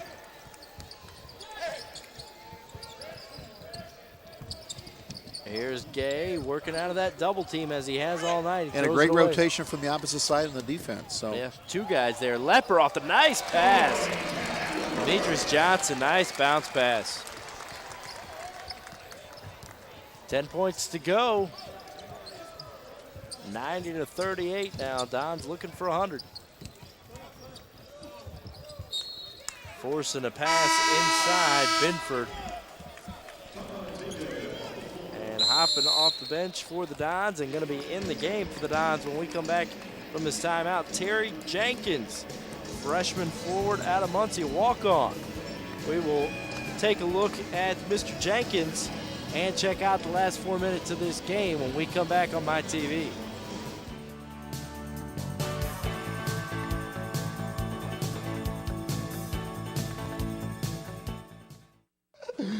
Pizza! Pizza! I must eat. Wait, what is this? Capsicum anum? Agaricus bisporus? Allium cepa? Can we eat this? Peppers, mushrooms, and onions. Eat your pizza, man. Funny. Indiana University, Purdue University, Fort Wayne. One university, two great names. Parents, there's something you can do to protect your kids from drugs and alcohol. Combine ground beef with egg, tomato sauce, breadcrumbs, and spices. Bake in an oven-safe pan at 350 for 50 minutes. Serve hot. This is Jamie Lee Curtis. Children who eat dinner with their families are less likely to smoke, drink, or use drugs. So, have dinner together every day. Delicious. A message from CASA, the National Center on Addiction and Substance Abuse at Columbia University. Tommy Schegler, Bill Hensley out at the Coliseum, and we have been privileged enough to watch a beautiful game by IPFW so far tonight. They are up 90-38 on Marygrove, and really just a matter of finding out at this point whether or not we can crack that 100-point mark, Bill.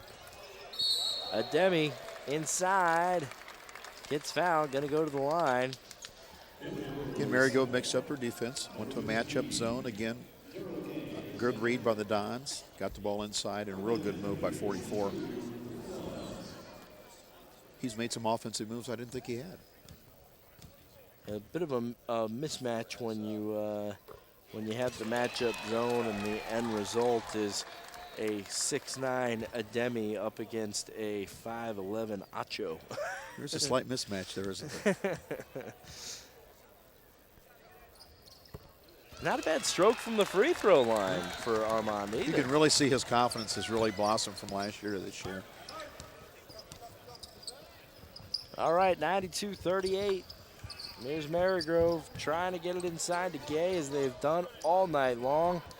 And for most of the night, he has not found much success, although as soon as I say that, he makes the prettiest play he's made all night and one down low.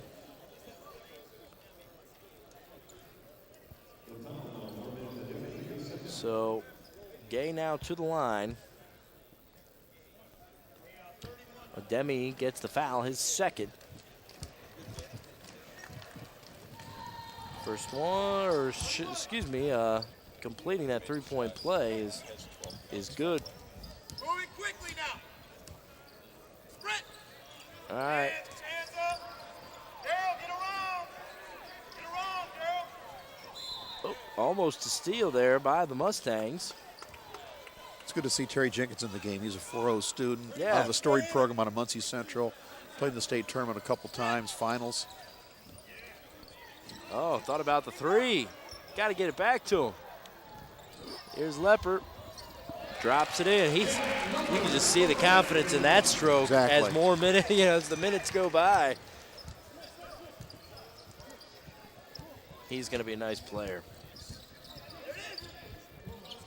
One of those JUCO transfers.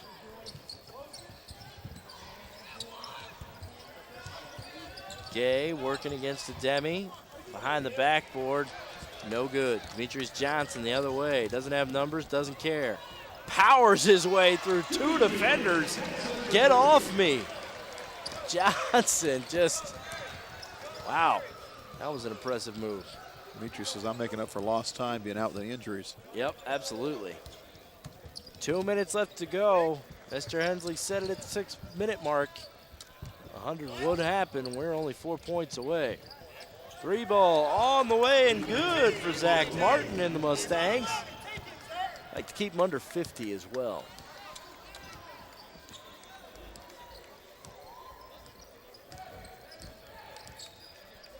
Jenkins puts it on the floor, gets into the lane, nice pass, and Demi could not handle it.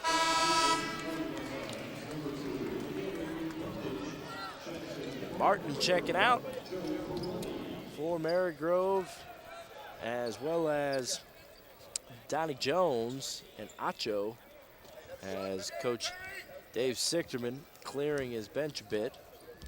This is Joe Cromartie. He's into the game for the first time, as well as Brundage. He got a little bit of action a few minutes back. Here is Brundage. Cut off by Jenkins.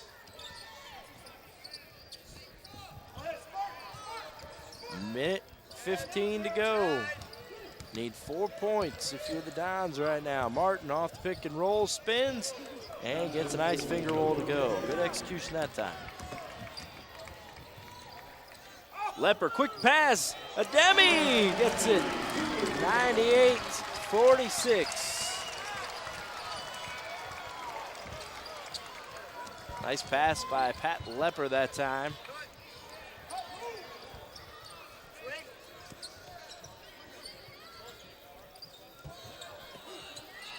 Tied up and a steal. Here comes Lepper. Lepper to Johnson. Oh, kicks it. Jenkins, the 3, gets fouled. Boy, that would have been a great way to go over 100. He could get it at the stripe, but that would have been fun to watch.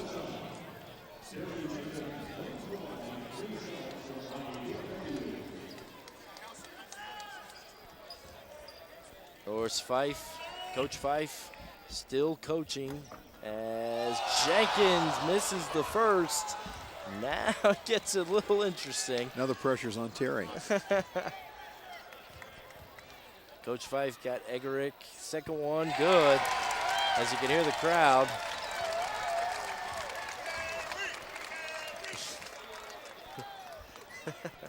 Somebody chanting Terry from the stands. Didn't seem to catch on. He's got this it. for 100. Yeah! And the big smile from Coach Fife. This team needed a night like tonight. Exactly. This is a great breakout for him. And great jumper and one drops in. Coach Fife isn't going to like that, but Brundage knocks in the jumper and one. Tommy, with a lopsided victory like this, they've only had 4 turnovers, which I think is a real tribute to the players of focus the whole time. Exactly, Man. exactly. And having those benchmarks from a coaching standpoint and still having something to play for.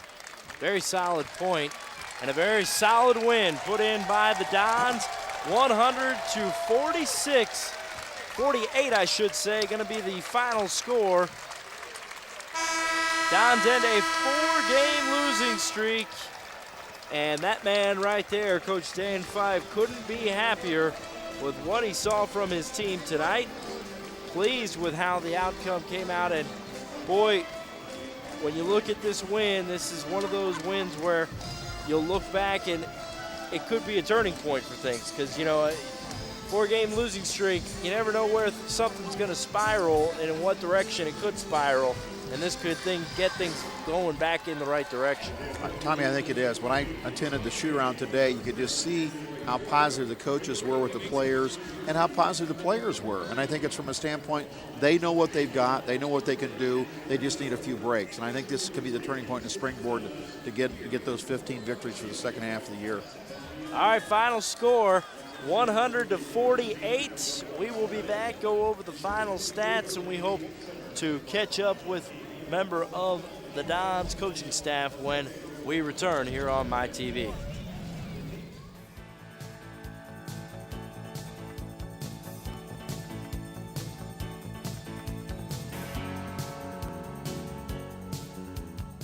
Diabetes is a killer. After I was diagnosed, I didn't feel sick, so I didn't listen to my doctor. Then it struck. I had a heart attack, then a stroke, and I was only 49. People with diabetes are 2 to 4 times more likely to suffer a stroke than people without diabetes.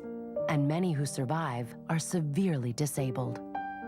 Don't let diabetes destroy your life. Learn how to reduce your risk of stroke. Call for your free diabetes survival guide. Today's children are growing up in a world with AIDS. Mama. A world where 11 million people have died and 30 million others are infected with HIV. Over 1 million of them are children. AIDS increases poverty and endangers the well-being of children. Some become orphans, others die. By preventing infection today, we can protect our children tomorrow. The World Bank and its partners, fighting AIDS together. Welcome back, post-game show here at the Coliseum. Final score at the Coliseum, IPFW 100. Nice round number, 48 for Marygrove. And joining me now, IPFW assistant coach Jeff Tungate. And coach, this really, you needed this. This is kind of the night that you guys needed. We really did. After the losses we've had, the losing streak we've had, it's nice to have a game like this where everybody can play and gain some confidence back. We're a team that was searching for confidence, and this is an important game for us to have on our schedule, especially this time of year, the way we've been playing lately. Especially go back on the road now. You know, I mean, how key is it to be able to get something like this done as you go in to a Utah, to make the trip to Utah and the string that they've had against non-conference opponents? Yeah, it's critical because they've got so much confidence at home. And you can see the way we started the game tonight, where our confidence level was coming in. You know, guys were afraid to take shots, afraid to make plays, didn't want to get too aggressive defensively. And that's all confidence. And then all of a sudden we started making some shots, got a couple stops, confidence started going, making a run. So, I mean, that's a critical game because when we go into Utah State, I mean, I think they've won, 38 straight non-conference home games, something like that. It's 30-plus. I know that for sure. Yeah, it's like third longest in the nation. So, they're going to have confidence starting the game. We need to be able to match that confidence. Where is this team right now? Where does it need to get better? I mean, you mentioned, and you could see it watching this game here tonight, as it progressed, you could almost see the balloon being reinflated a little bit. But where do you feel like this team is? Where have you guys come short to where you wanted to be at this point? Well, last year at this time we had 2 wins. So obviously we've improved over where we were a year ago. Marygrove came into the gym last year. We're up 7 at halftime. So we've made major strides there. But we're a team that, to take the next step, our defense is just atrocious. I mean, there's no other way to say it. We're a horrible defensive team. And you saw that tonight. They way too easy driving in the lane, way too many open looks, way too many second shots. And for us to take the next step, we've got to get better defensively. I think realistically, did we think we could be 12-0 right now? No. But, we thought 6-6, 7-5, somewhere in that range. So we're a couple games below where we really thought we could be at this time. But, I think that all is attributed to our defense. We've got to get better on the defensive end of the floor to win games. And we try too much to outscore people. And for us to get better, we've got to defend. Right. Well, congratulations.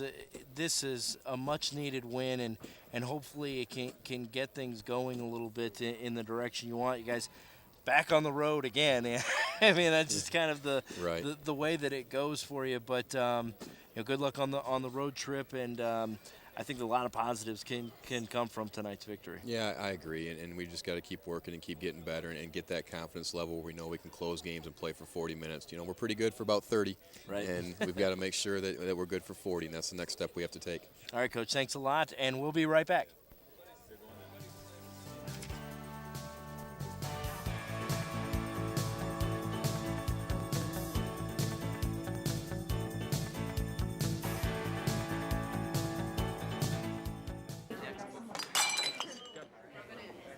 If she continues to spill product at a rate of 3 per hour, unit cost, say 60 cents.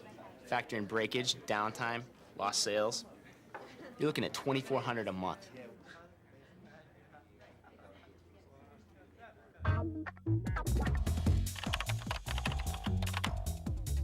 Indiana University, Purdue University, Fort Wayne. One university, two great names.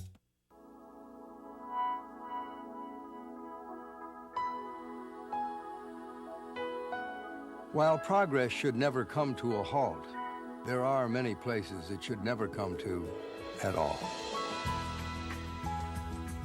So we work locally with communities, businesses, and people like you to save precious places around the world, forever. I'm Paul Newman. Help the Nature Conservancy save the last great places. Life is good, but with a master's degree from IPFW, it could be even better. You could land a promotion, earn more money, become a leader in your field. And IPFW makes it easy, with affordable tuition, night and weekend classes, and more than 20 graduate programs from business to education to public affairs and more. Become the master of your future. Indiana University, Purdue University, Fort Wayne, your graduate university. Each year, more than 145,000 Americans will be diagnosed with colon cancer. It's the second largest cancer killer in the United States, but it doesn't have to be. Colon cancer is preventable, treatable, and if found early enough, beatable.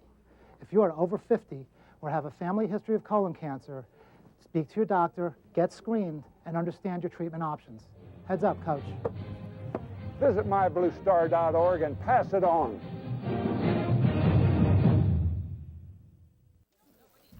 There's the final score here at the Coliseum tonight. IPFW 100, Marygrove 48. Tommy Schegler and Bill Hensley continuing the post-game show. Bill, we just talked with Coach Tungate and talked about exactly what we were talking about throughout the course of the broadcast. It's something that the team needed, and you could just see the confidence level of this team just kind of get boosted as this game went on. It's really, that's what you want to take away from this. They knew going in there was a mismatch physically, and if they played the way they're capable of, it could be a blowout game. But I think they set a lot of benchmarks for themselves in terms of offense and defense, and they came away with a lot of confidence tonight. Kids started shooting the ball better. They started getting better rhythm offensively. Right. They started playing great intensity the last 15 minutes of the first half and then the first 10 minutes of the second half defensively. And all those things will carry over in terms of that big road trip they got coming up. We'll take a look at some of the highlights in the second half. Really, the Dons had a big lead at the half, and it just continued to go throughout the second half. There's DeWitt Scott taking a charge, and all facets of the game, really. Tyler Best knocking a three, and the sharing, we saw that earlier in the broadcast. We replayed that for you. Best working out of the double team. You know, I think from a standpoint of what Coach is really looking at, saying, listen, our system is not broke, okay? The reason we have a record where we're at is we played a lot of tough games on the road. We've not shot the ball well, but our system's not broke. And if you stay with what we want to do from an offensive standpoint, going inside, outside, building that kind of offensive network, if you will, scoring in transition, which they showed tonight. They can really score in transition when they get the ball out there in movement and great ball reversal. And obviously get to the free throw line and knock down some free throws. I mean, instead of we can score three different ways, then all of a sudden we make up for some deficiencies. So our system's not broke here. The confidence they got back tonight, I think, is going to carry through for a great second half of the season. Only the second win at home so far in the regular season for the Dons this year. Got a win a little bit earlier on in the year against Rochester. So a lot of smiles at the end of this one. Bill and I are going to take one more break. When we come back on the postgame show, we'll go over the final stats, and then we will be off. So right after this, we will come back with the final stats. There's the final score, 148. Dons win this one over Marygrove.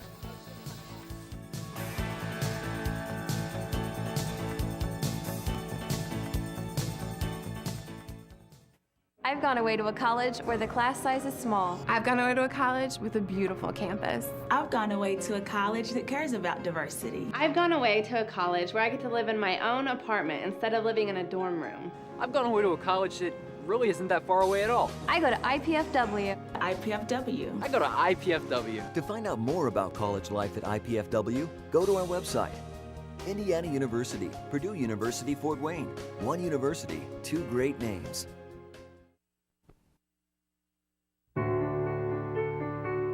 What's it like when you hear your calling? Will you remember where you were? Will you ignore it? Or will you listen?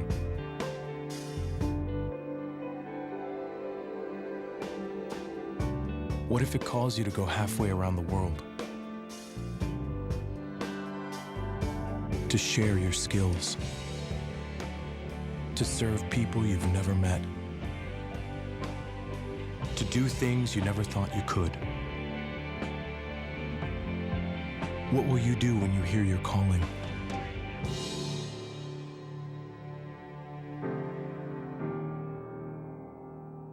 Peace Corps, life is calling. How far will you go?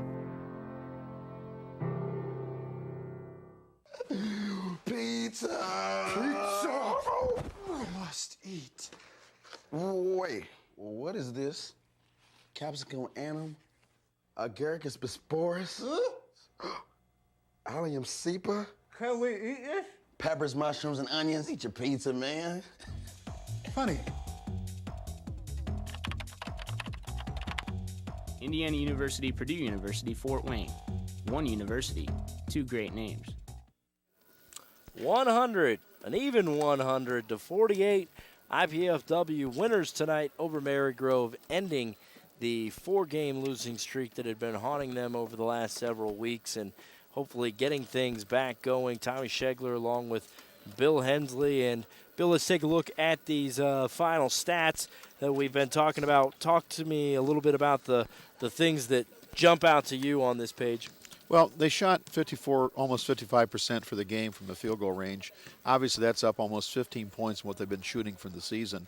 You can also take away there were 8 for 22 from the three-point line, which is about 4 percentage points higher than what they have. And the free throw line, they're almost 82%, which is up almost 20% from what they've been shooting for the season. So all the shooting stats were up in all the categories. And I think that's a key point they want to kind of do that. Again, they've had great assists tonight. There was great ball reversal, great movement of the ball, great sharing of the basketball with 22 assists, which is a lot of assists in a game. And only 4 turnovers. That's what was the key stat. This kind of lopsided victory, it's always hard to maintain consistent play and not get sloppy, and I think they've done a good job doing that. Again, with the kind of experience that Dane threw of 12 or 13 players in the rotation, they were able to maintain that kind of consistency. I was very, very impressed from that standpoint. I think bringing Q off the bench tonight, being the leading scorer at 19 points, really got his rhythm back. He was 9 for 12 for the game. Outstanding game from that standpoint. Demetrius coming back off that injury, getting his rhythm going with 14 big points. And, of course, Scott coming in and adding 12. Yeah, Johnson had a really nice game, Demetrius Johnson, with the 14 points and 6 assists, 3 rebounds. I mean, this is a guy that's only playing in his second game coming back from injury. So he's just going to get better and better as the second half of the season goes on, which allows the rotation to get a little bit deeper, which is always good when you're in a lot of situations, as IPFW is, playing teams that you're a little outmanned by.